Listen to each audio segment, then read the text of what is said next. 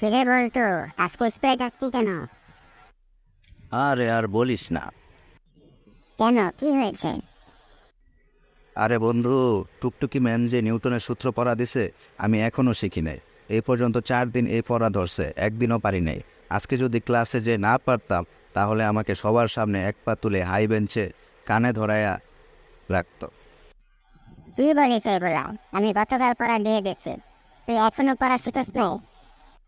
আচ্ছা বলতো, নিউটন বিজ্ঞানী হলো কিভাবে? জানি না তো বন্ধু, কিভাবে হয়েছে তুই জানোস?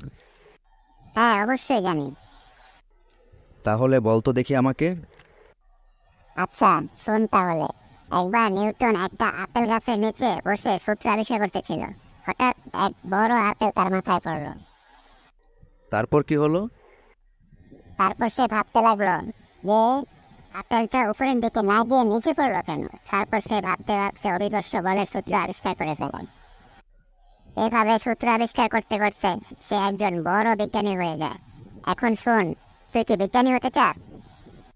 হ্যাঁ বন্ধু, আমার বিজ্ঞানী হওয়ার অনেক ইচ্ছা। তাহলে শোন, আমি 2 তলা থেকে একটা ইট ফেলবো তোর মাথার উপর।